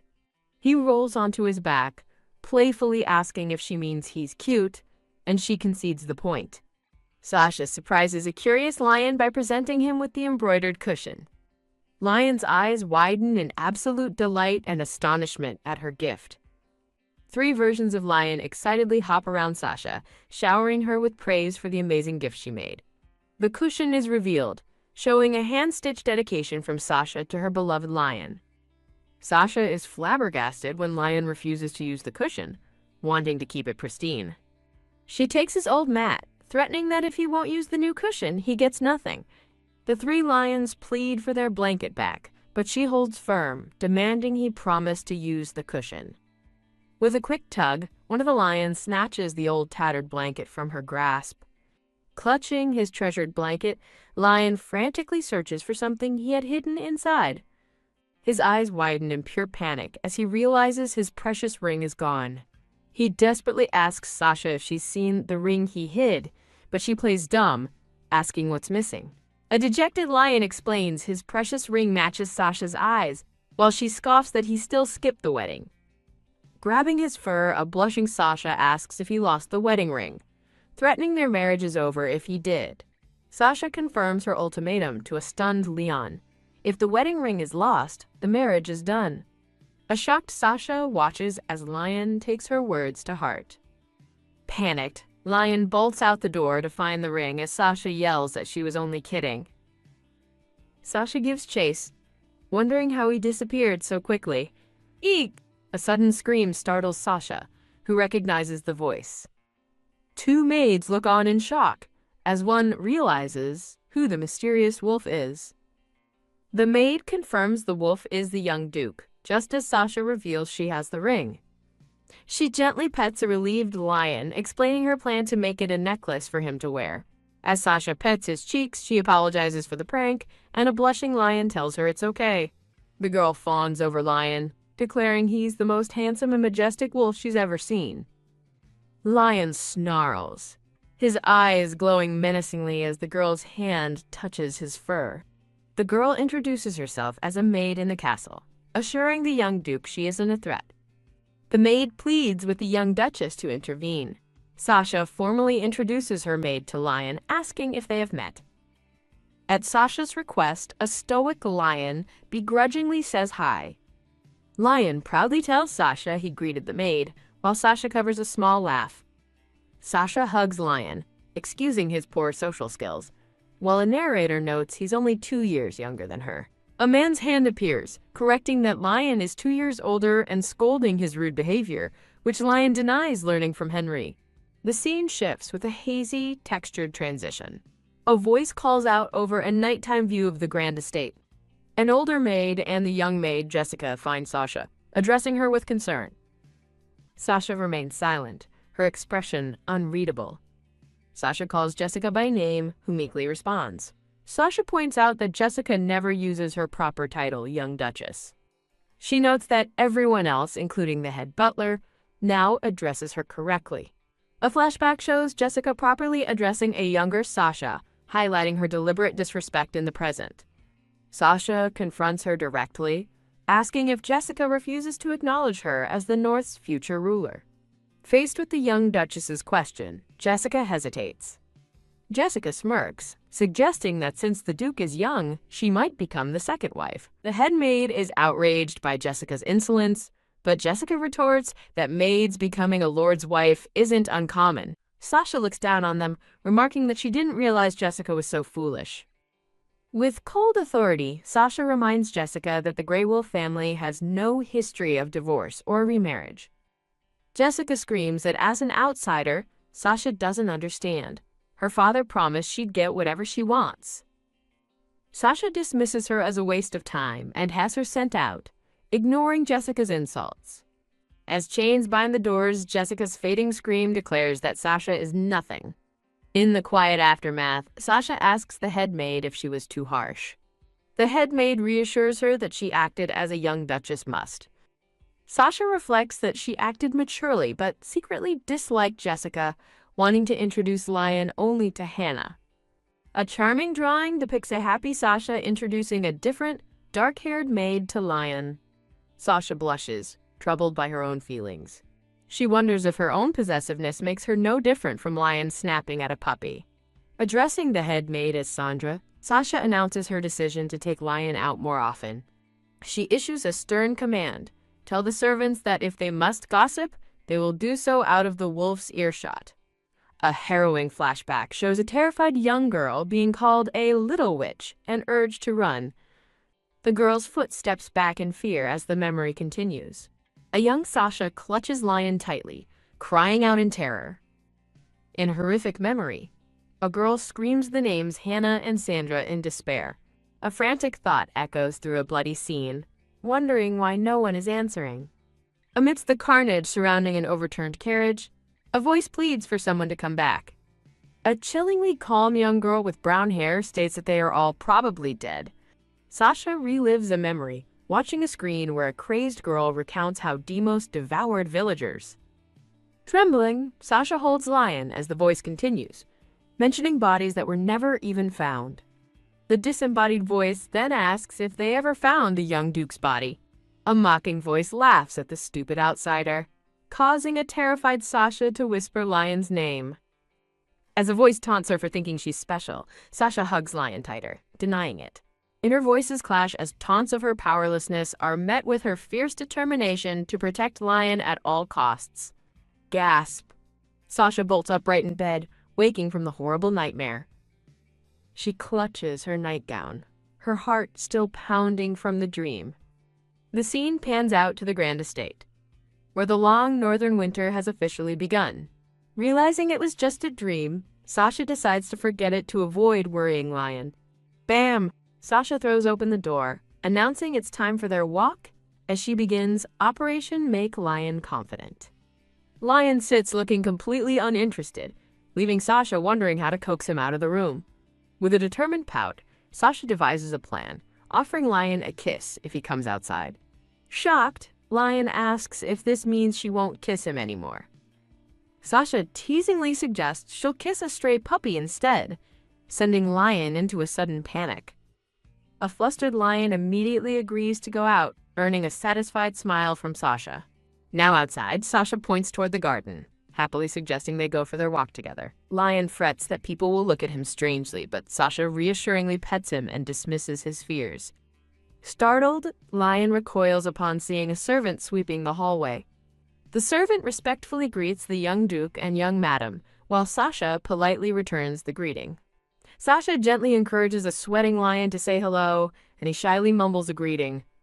As Lion continues to hide behind her, Sasha tells him it's uncomfortable to walk like that.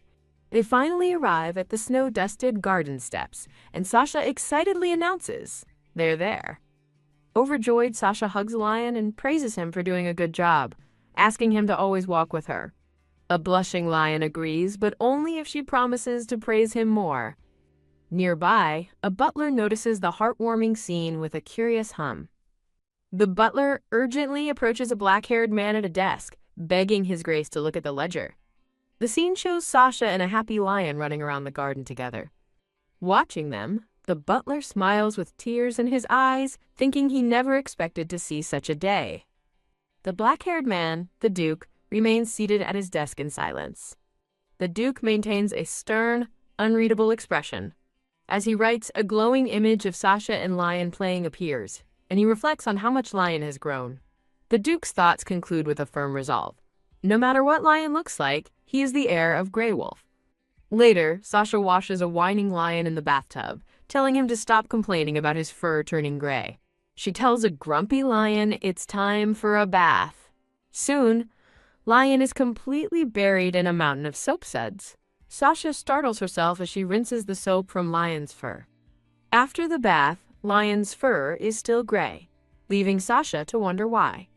Sasha learns that a wolf's fur color changes as it grows, making her question if Lion has grown that much already. Watching the small wolf sleep on the floor, she thinks he still feels like a baby puppy. She offers him a pillow, which he happily snuggles into. Lion sleep talks, asking for his ring back, and Sasha resolves to retrieve it for him soon. Her resolve triggers a terrifying memory of a shadowy beast, the danger waiting in the outer castle village. The traumatic flashback intensifies, showing fragmented images of chaos and terror. With a sad expression, Sasha agrees to go when the weather warms up. A new day begins as someone resolves to sleep in the same room again. In a happy memory, Lion cheerfully declares his love for Sasha. Lion proudly reads the cushion Sasha made him, crediting her for teaching him letters. He lovingly nuzzles the cushion, cherishing her affectionate words. He remembers the harsh shampoo a former nanny used, which was made from strange monsters. As Sasha hugs him, he decides he'd be happy as a wolf forever, as long as she likes and praises him. While Lion sleeps soundly on his pillow, a magical sparkle appears. Zzz. He suddenly stirs from his sleep, sensing Sasha is there. He excitedly jumps onto the bed, calling out to a sleeping Sasha who murmurs his name. A concerned Lion looks down at her, softly saying her name. He asks if she's crying as she sobs in her sleep, dreaming she has to protect him. Lion gently licks away her tears, telling her not to cry because it makes him sad too. As her hand grips his paw, she murmurs about protecting him and her sister, leaving Lion confused. A tender moment passes as Lion watches over the blushing, sleeping girl. A recruitment notice for the translation team is displayed. Following a chapter notice, a single paw steps forward with purpose. Now older and more confident, Lion no longer hesitates to go outside as a servant opens the door. An energetic Lion wakes Sasha, insisting it's time for their walk. He playfully licks her face as she wakes up, and she giggles that it tickles. After confirming he slept on the cushion she made, Sasha pets him and calls him a good puppy. Outside in the snow, Lion suddenly asks Sasha if she likes him more than Chicory, confusing her. As they walk, he presses the point, but she states that Chicory isn't cute, it's tasty. His world shatters as he asks with dread if he's tastier than Chicory. Sasha's eyes gleam with a sudden, intense seriousness. Chomp. She playfully bites down on his head, startling the poor wolf.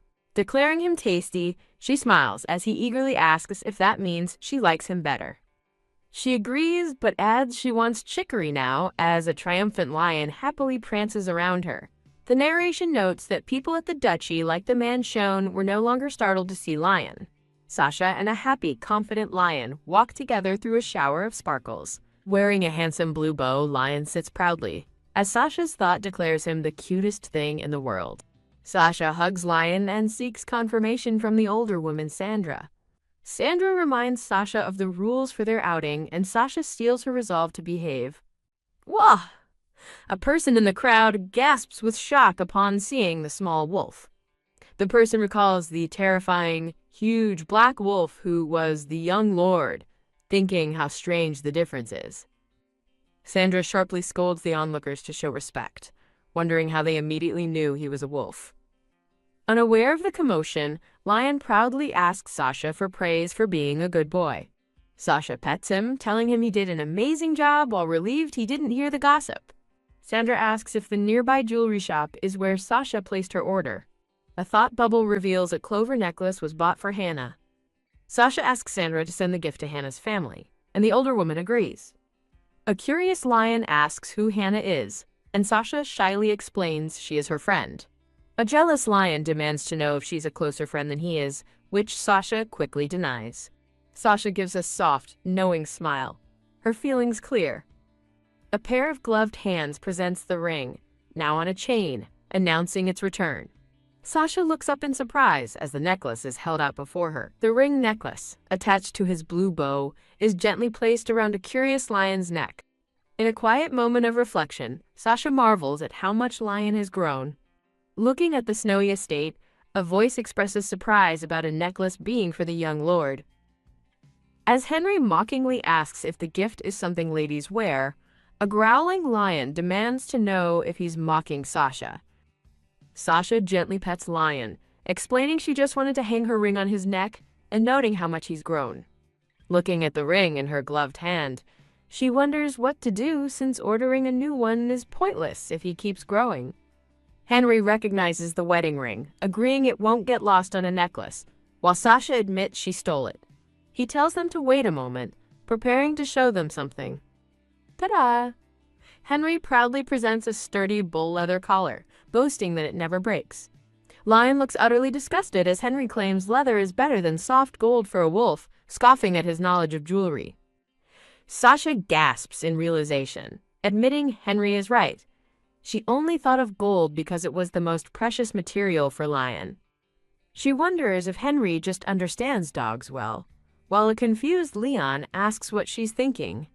Henry smugly explains that the leather goods brought to the duchy are top quality, the strongest and most valuable. As Lion scoffs at the braggart's words, Henry fits the new collar on him, asking for his trust just once. A beaming lion, now wearing the leather collar with the ring attached, happily asks Sasha if it suits him.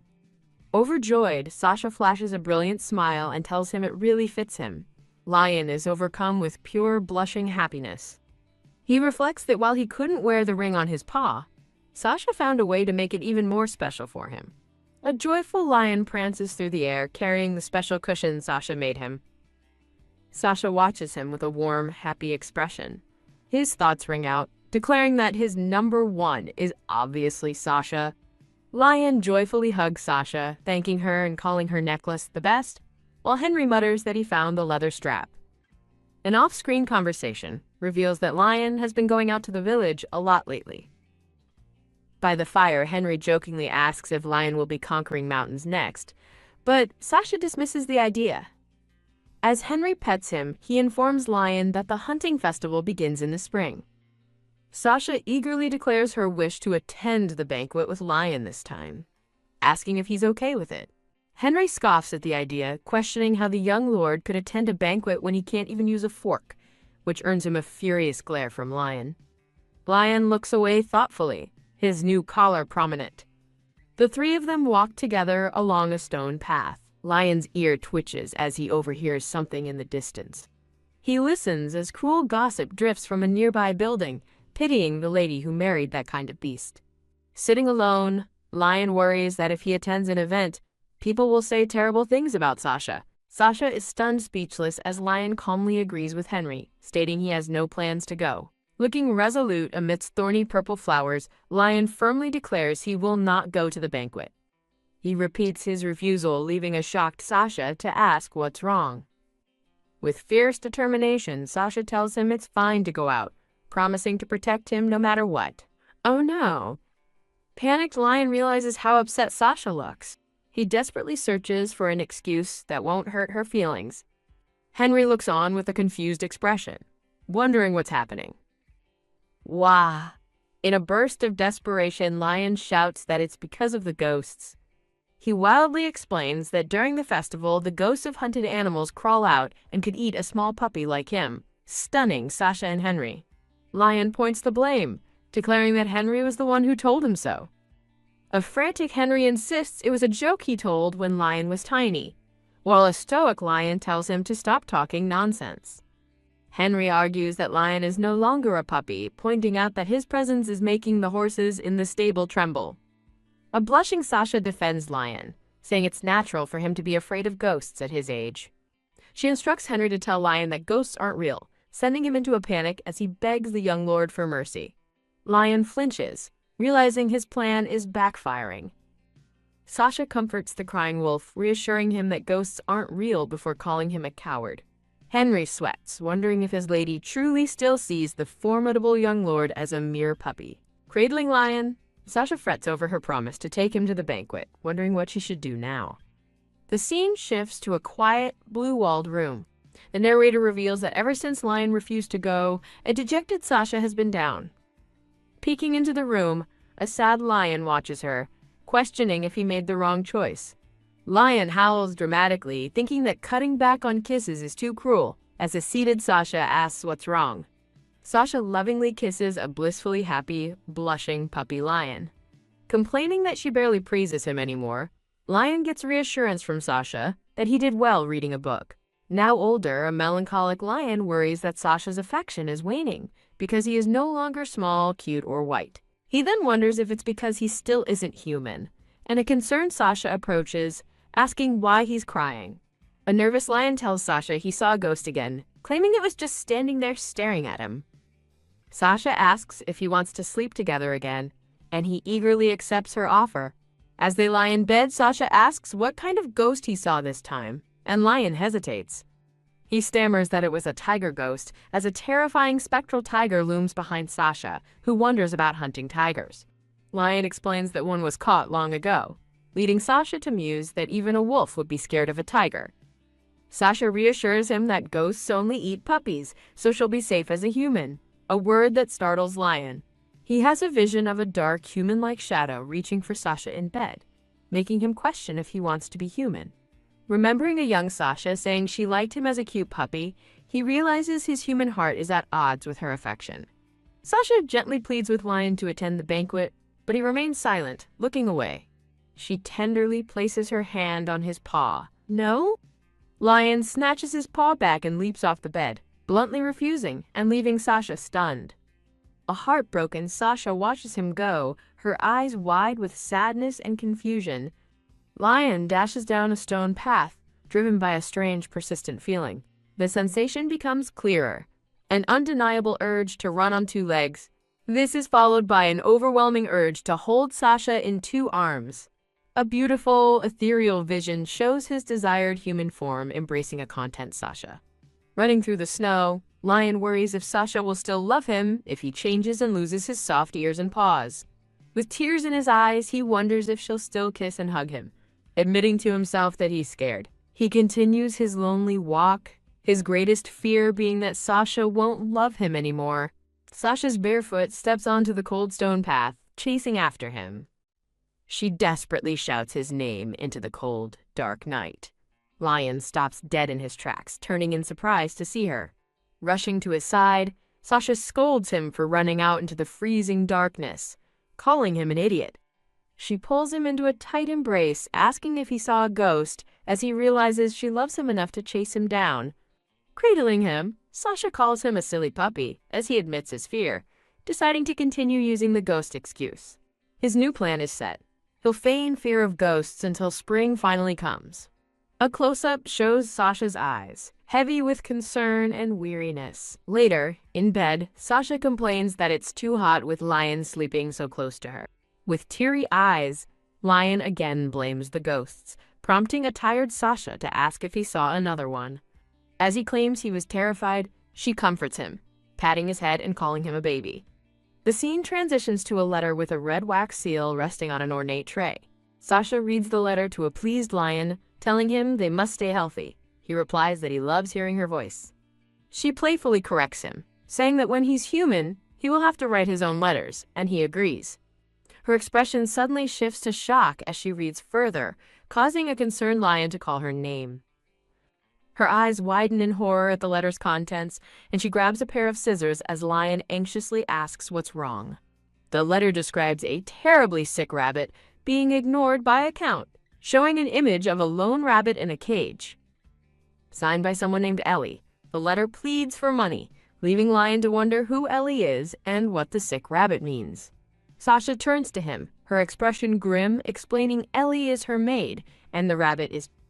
Tears stream down Sasha's face as she delivers the devastating news. Her sister is sick,